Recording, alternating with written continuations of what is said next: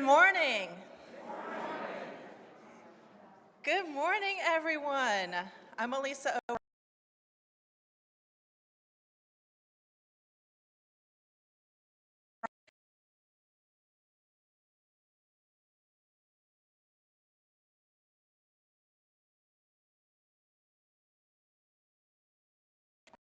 We welcome you. Our church has been gathering in Richmond since long before the Civil War. We have welcomed the stranger, dared to ask bold questions,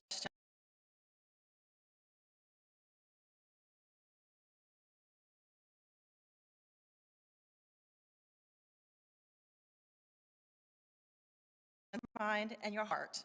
Wherever you may arrive on your faith journey, know that you are welcome here today. We thank you for coming.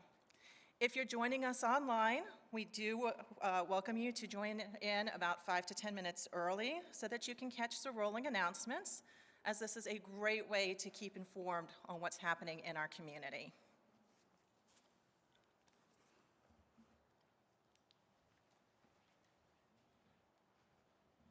Good morning.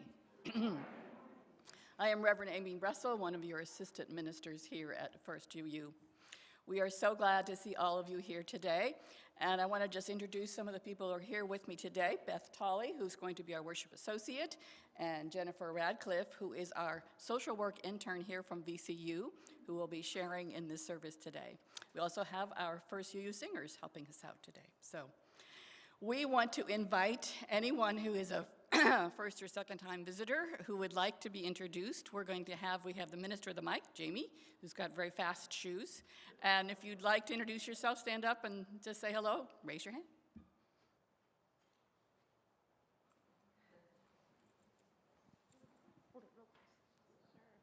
I'm Holly from Tallahassee, Florida, coming through and visiting with an eye on potentially relocating. So this is my second time joining you guys, and I hope in a few months.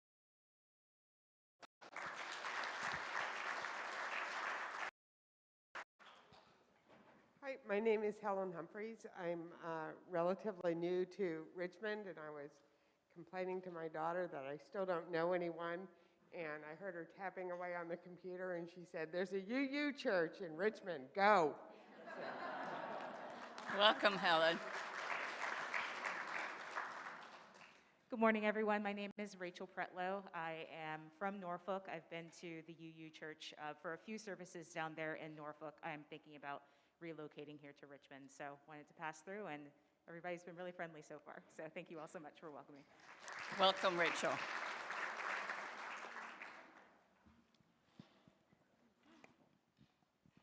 Hi, I'm Jacqueline Boone. I'm here with my husband, Justin. We've been coming on and off for the last few years, but we have 4 little kids, and it's quite the feat to get them all out the door in the morning. But I'm very excited to have my aunt and uncle from outside of Atlanta, Georgia, Wade and Victoria Moore, visiting with us today in this service. Great, welcome.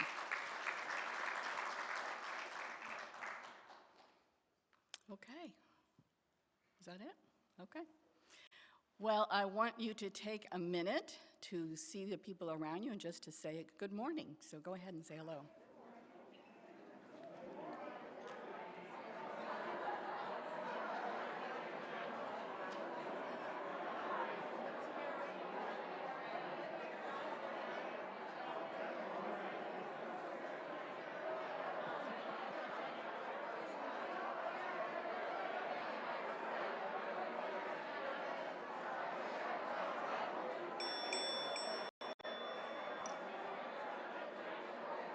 Okay, you can finish those greetings later. Please remain standing as we sing our opening hymn, "We Are a Gentle, Angry People."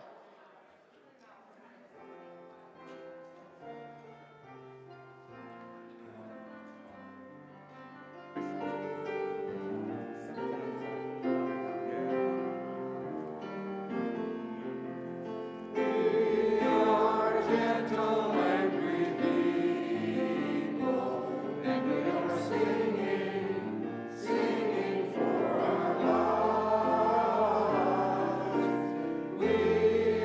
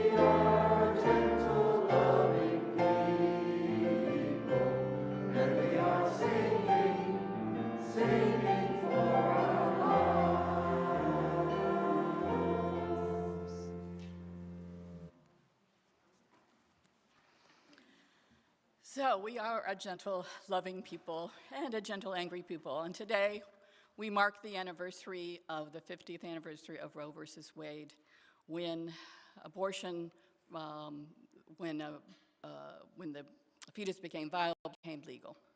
And we know that's no longer true in many states, so we'll be talking a lot about that today. I want you also to know that we're going to talk about, instead of talking about abortion rights, you're going to hear the term reproductive justice instead, right? Because that means access to reproductive health care for all, and it's a much broader term, and that's the way we want to look at it. We want to continue as a beloved community to figure out how we stand up for what we believe is what is needed, which is reproductive justice for all. So we're going to, after this service, there's going to be a discussion in President's Hall for all of you who'd like to get active and to figure out some way that we together as a community can respond to what's happening in our country. So that is what we're going to be talking about today.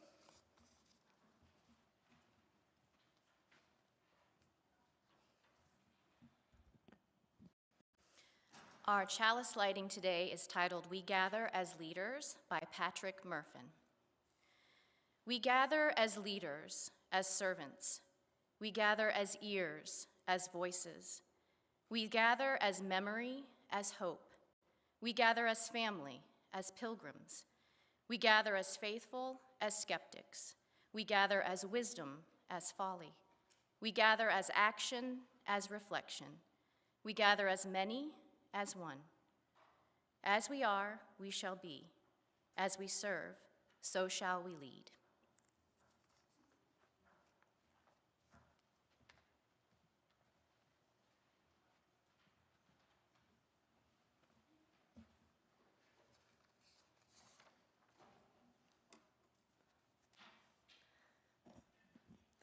Good morning.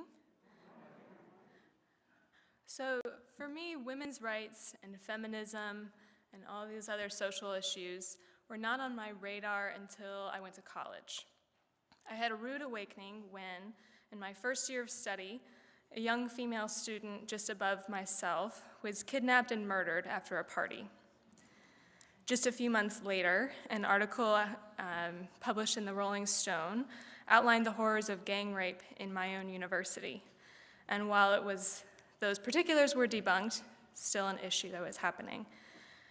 I was 17, and my mother was calling me frantically to tell me not to stay out too late at the library. The school administration went into overdrive to educate us on how to be safe at parties. Don't leave your drink unattended. Stay alert. Watch your friends. Make good choices. I was shocked both by the violence around me and that I was the one being asked to adjust my behavior, while there was little conversation about how to maybe prevent these things from happening or to control perpetrators' behavior. I was furious, raging against the idea that because others lacked self-control and respect for others, I had to change my life. Today, I'm still outraged, but I wearily understand the current reality of the world. The experiences of my friends and myself over the last 10 years since I started college have demonstrated the necessity of prudence. Where I used to be careless, I'm timid. I don't do things I used to do. I don't go to the river alone. I don't walk on dark streets alone. I don't rent an Airbnb from It Looks Like Just a Single Man. I didn't used to be this way, and I hate that I am this way. As I said, I was introduced to the idea that I had to protect my body in college. But I assumed that things would stay relatively the same for me. And then Donald Trump was sworn into office, and I saw just how many were willing to overlook his misogyny, in part because of his pro-life choices and other behaviors. And then I got a phone notification a couple of years later that Justice Ruth Bader Ginsburg had died, and I cried because I knew that something was going to happen. I hoped I was wrong, and then this past summer, the Supreme Court overturned Roe. Reproductive justice is more than abortion access. By overturning Roe and refusing to codify birth control or abortion access and many other necessary measures, the government is telling me and others that we don't get a say in what happens to our body, that I and others must shoulder the burden of protecting myself because if I don't, I will have to accept whatever happens, even if it compromises my health and my dreams. I may have had an inkling that things were changing, but last summer did leave me shocked, perhaps more shocked than I should have been. The idea of government control and regulation over a body is not new information for people of color. We young white women, however, never thought that they would come to us. We took for granted that we controlled our bodies. We've always lived in a post-Roe world. We assumed that progress is always forward. There's been so much progress forward, how could it stop? And yet, here we are. When the shock wore off, I and others of my generation felt betrayed.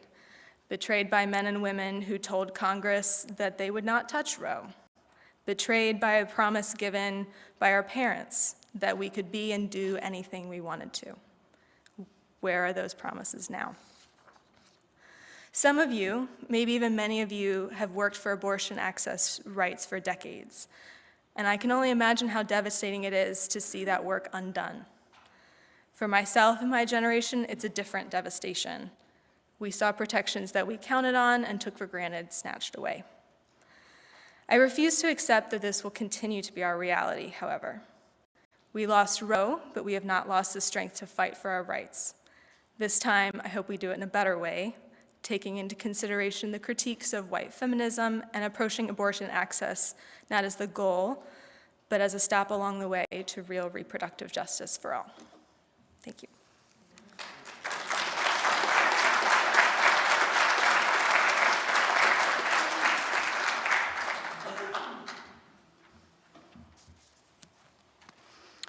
In the spirit of prayer and reflection, will you please reflect with me? This prayer is called the Reverse St. Francis Prayer. Lord, make me a channel of your disturbance. Where there is apathy, let me provoke. Where there is silence, may I be a voice. Where there is too much comfort and too little action, grant disruption. Where the doors are closed and the hearts are locked, grant me the willingness to listen. And where laws dictate and pain is overlooked, grant me the willingness to listen. When tradition speaks louder than need, grant me the willingness to act. Disturb us, O Lord. Teach us to be radical. Grant that I may seek rather to do justice than to just talk about it, to be with as well with the poor, to love the unlovable as well as the lovely, to touch the passion of Jesus in the pain of those we meet, to accept responsibility, to be church. Lord, make me a channel of your disturbance. Let's take a few moments to just ground ourselves in those thoughts. Just breathe in, being here together with these gentle, angry, loving people.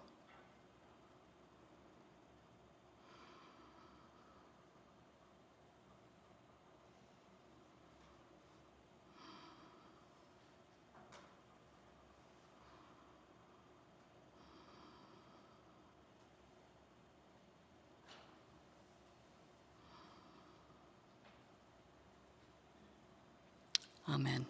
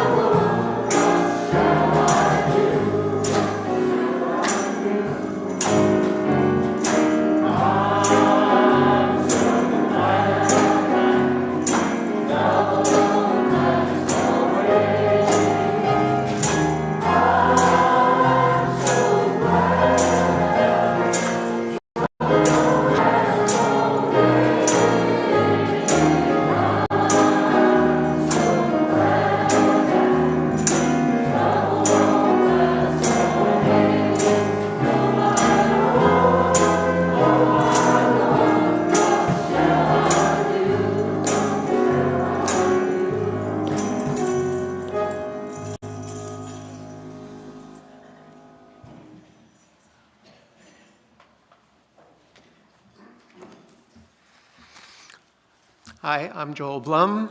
I'm here to talk with you some about the Health Brigade, which is the recipient of our Share the Plate this month. Health Brigade was formerly the Fan Free Clinic, which was the first free health clinic in Virginia.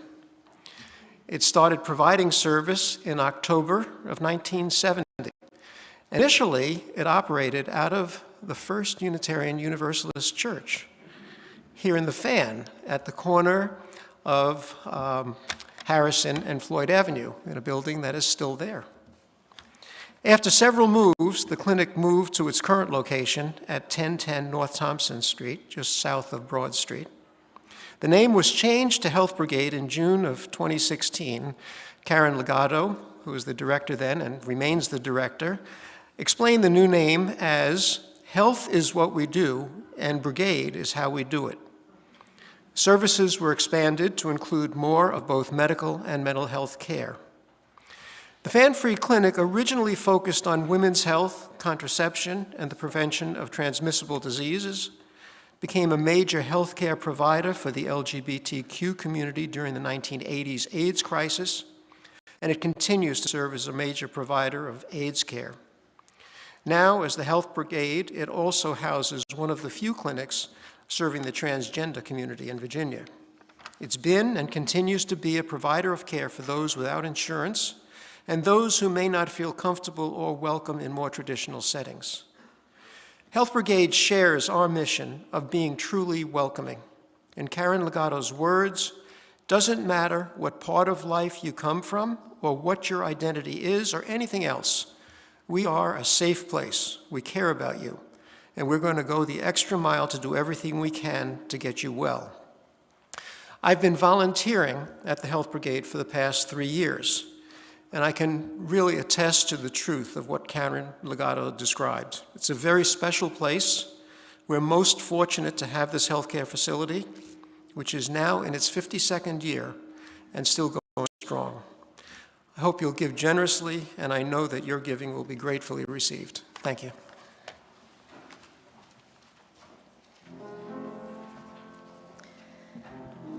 We will now take the offering. The ways to give are listed up on the screen, and ushers will be coming around with baskets for the offering. Thank you so much for your generosity to this cause and to our congregation.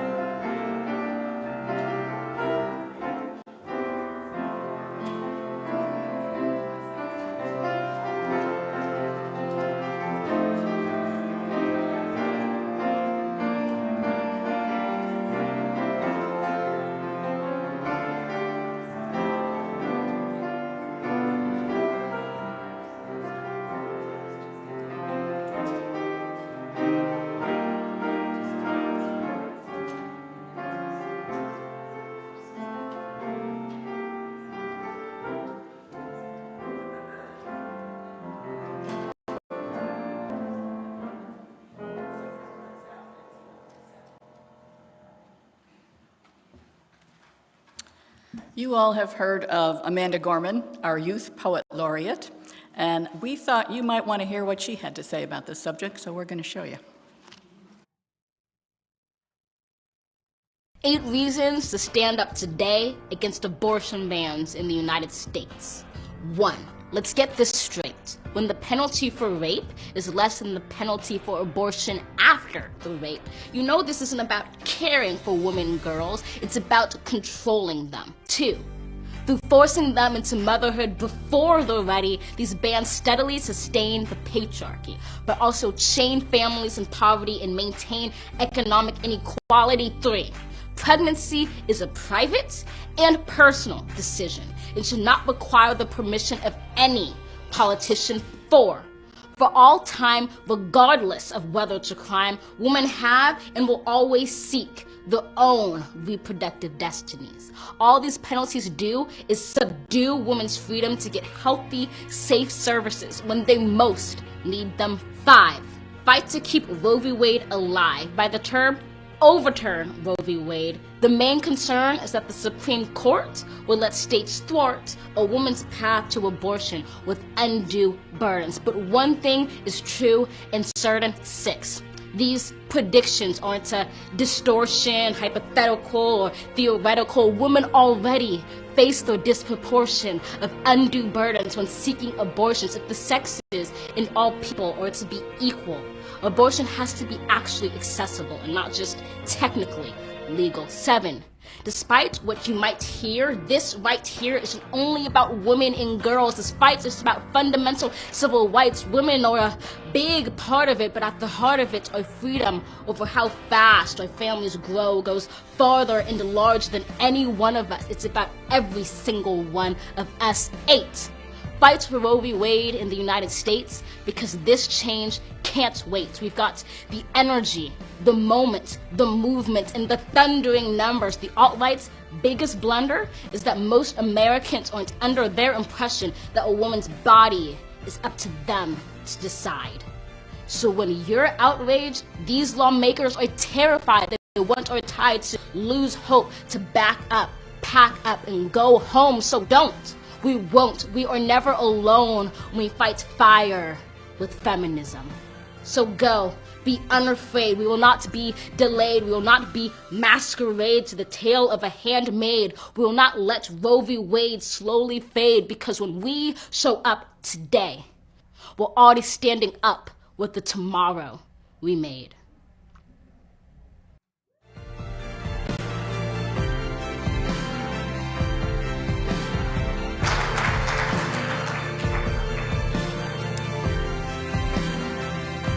A little bit more about her. So, this is about every single one of us. It's about freedom. So we're celebrating or marking the anniversary in 1973 on January 22nd when Roe versus Wade made abortion until the viability of the fetus legal. Now, many of the young people in this room have never known the day that we have reached today. They have grown up believing that they controlled their own bodies and their own destinies. Those of us who are old enough to remember that day, remember a day when that was not true, as it is not today. So we had and have had an understanding that individuals have a sacred right of agency over our own bodies. Agency, free will. And that understanding apparently is not shared in our nation. While many of us were living in a way that considered patriarchy maybe almost dead and buried, we were not aware that there were some people still planning on using religion as a way to control others' bodies and lives. Religion has long been used in this country, or in every country, as a tool to control others.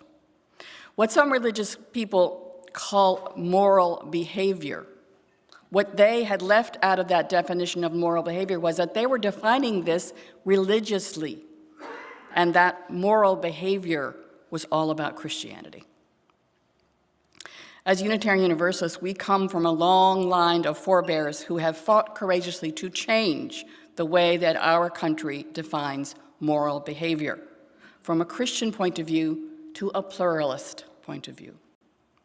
A point of view that envelops many different moral perspectives from a human perspective, not a single religious one. Pluralism expects society to be inclusive of all viewpoints, male, female, non-gendered, young, old, multicultural, rich, poor, middle class, atheists, Democrats, Republicans, environmentalists, Christian, Jew, Muslim, Hindu. We could go on all day. Pluralism encompasses all points of view. And that is what I think our forebears of our nation expected this country to be, but it is not. Our forebears, however, as we know, were entrenched in their own point of view, which was a patriarchal white supremacist lens. And they didn't know it. That's where they came from. And unfortunately, they left that point of view on the table. It's still there.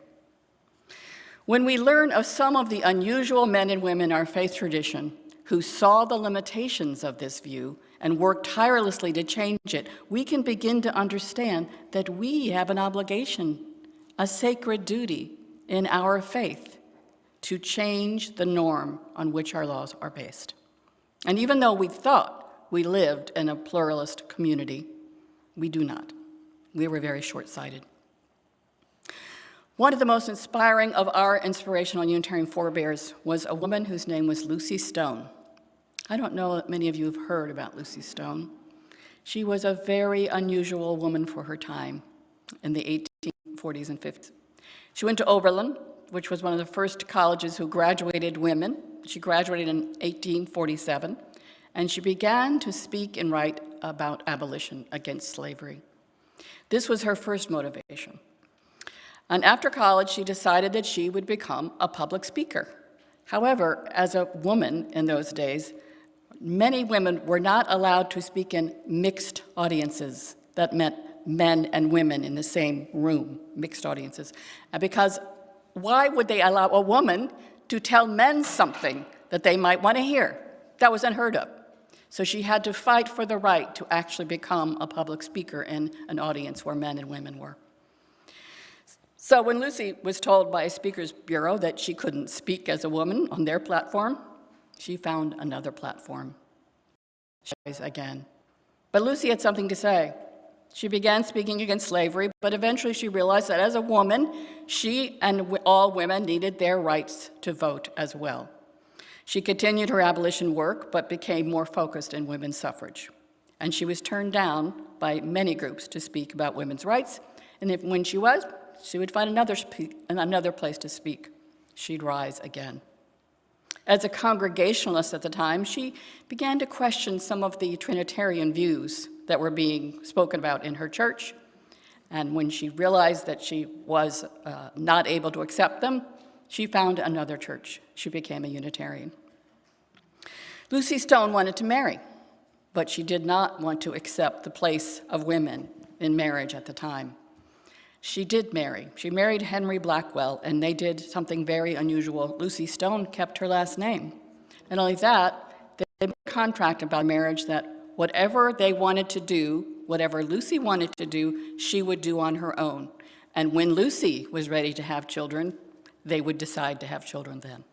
That was unheard of at the time. She was a woman who found a way to live her life by her own destiny and her own choices.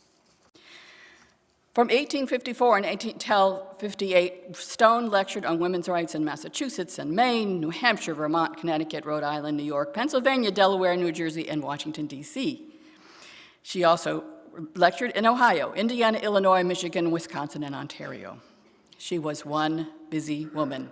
Now, who stayed home and took care of the children? Her husband did. Can you imagine? So she often spoke on platforms with Susan B. Anthony and Elizabeth Cady, but they had a falling out because Susan B. Anthony and Elizabeth Cady Stanton wanted to focus only on women's rights and did not want to include abolition. Lucy Stone thought that was right. She was not right.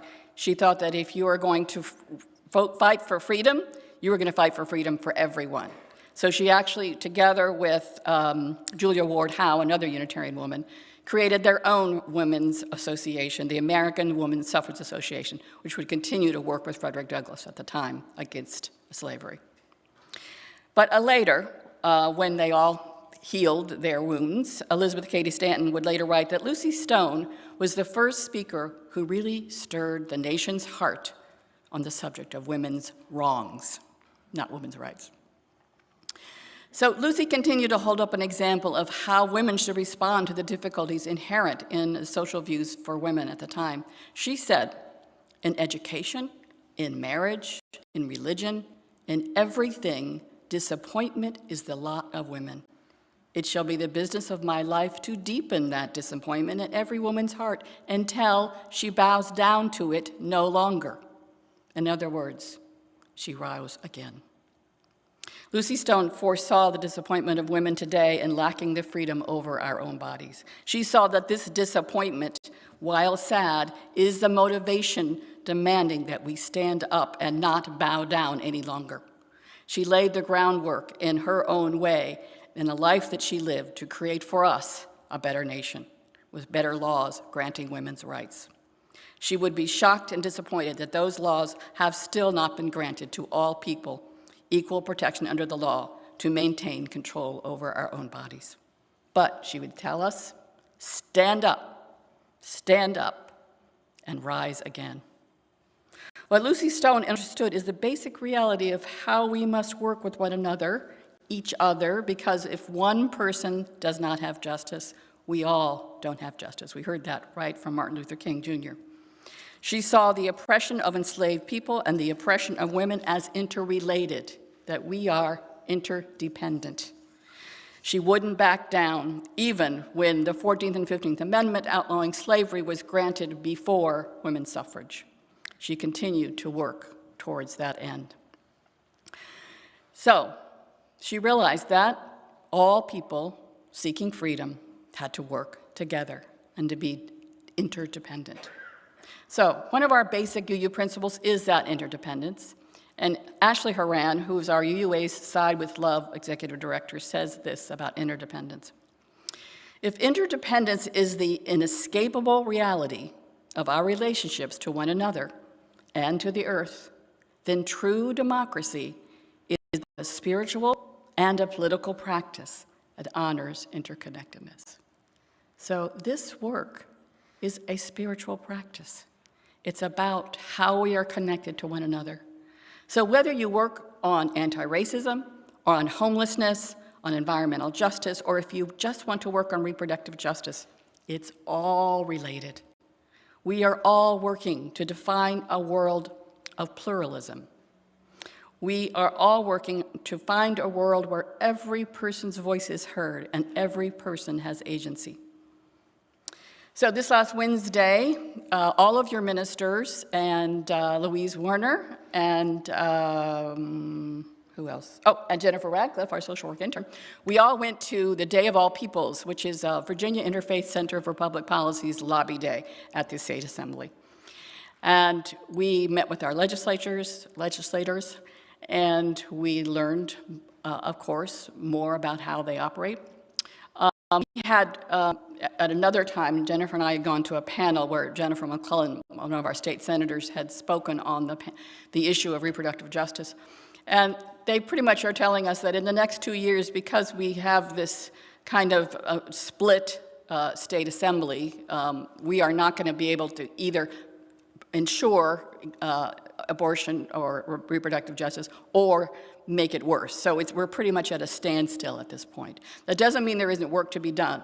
There is lots of work to be done because there are bills that are coming up that are about closing down clinics, making the standards for clinics that do abortions much more difficult for them to stay open. Things like that continue to go on. So, as you know, VICPP was one of those interfaith organizations where Reverend Jean was extremely involved. She would go down there during the time of the State Assembly. She'd be there every week. And she would call me, and she would ask me to go with her. And sometimes we'd sit for hours waiting for a hearing to be able to speak on LGBT rights or some subject. And she lit the fire in my belly.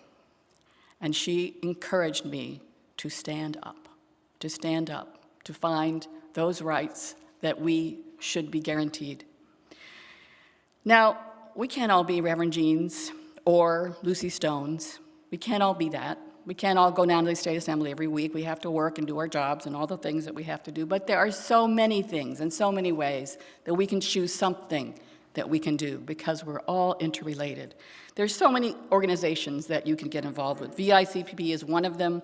RISC, Interfaith Power and Light, the Interfaith Center for Inclusive Communities. I could go on. And I know that all of you could tell me more because so many of you are involved in so many of these organizations, and I'm so grateful for that work. But choose something. Choose something that's going to promote this right of all for agency and free will over our lives. Last night I went to the Richmond Forum and saw Maria Ressa. Any of you there? Yeah.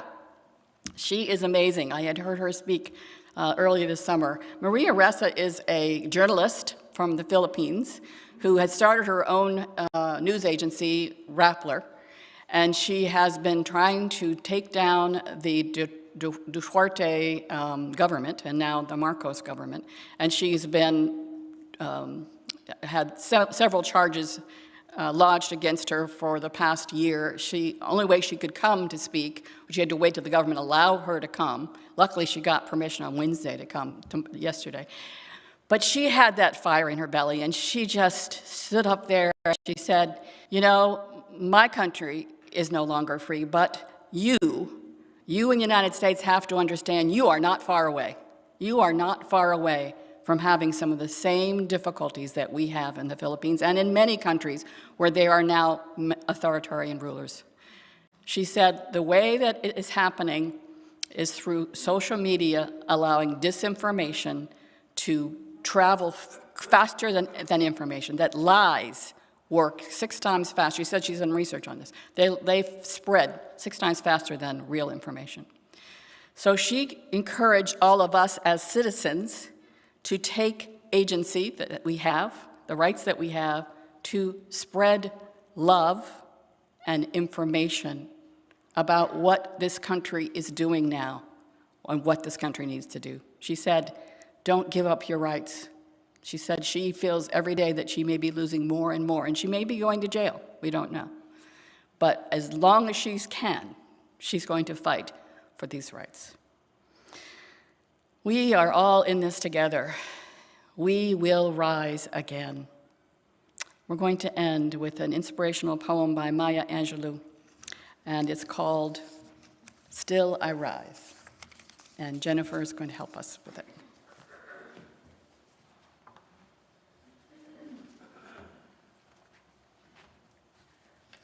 So we're going to, some of the reading will be done by members in the congregation and Beth and myself. At the end, there's a refrain, Still I Rise. We'd like the congregation to join us in that, and I'll signal with my hand or something to let you know.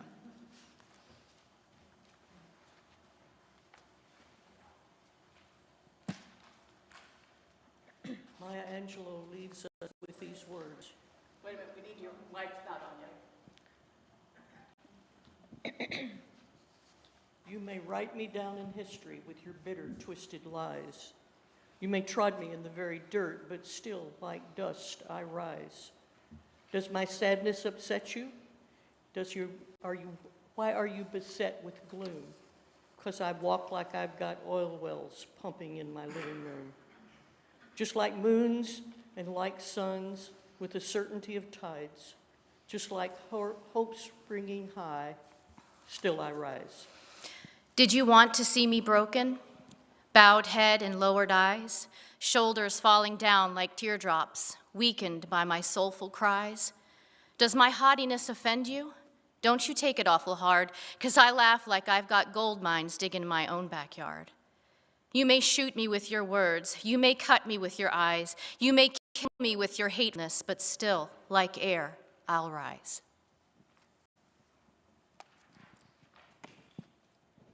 Does my sexiness upset you? Does it come as a surprise that I dance like I've got diamonds at the meeting of my thighs? Out of the huts of history's shame I rise, up from a past that's rooted in pain I rise.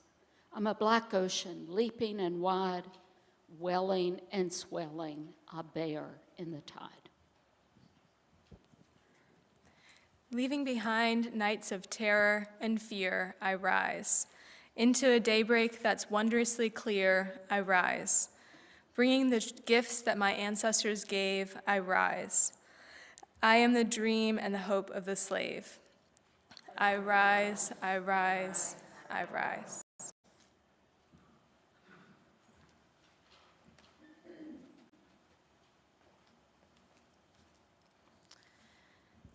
The chalice extinguishing is To Flame by Stephen Schick. All that we need is here now. From the ages of the earth, we have gathered energies in wood, coal, oil, and other remnants of life. And the air, it is here too, and it need not be pure. All is ready here in the dark. Will you strike yourself against life's hard surfaces and let the flame out? or let it be born from your giving. Let it be eternally released to spread the light.